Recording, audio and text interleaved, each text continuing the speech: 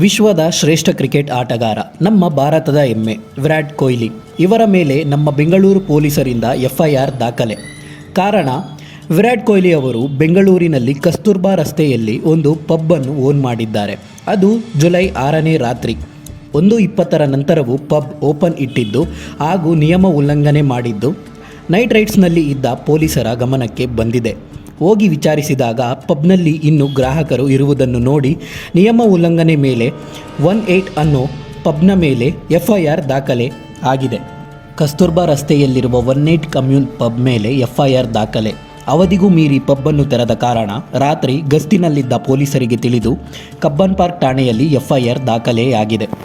So ಇದರಲ್ಲಿ ನಮಗೆ ತಿಳಿಯುವುದೇನೆಂದರೆ, ಕಾನೂನಿನ ಮುಂದೆ ಯಾರೂ ದೊಡ್ಡವರಲ್ಲ, ಎಲ್ಲರಿಗೂ ಒಂದೇ ನೀತಿ, ಒಂದೇ ನಿಯಮ.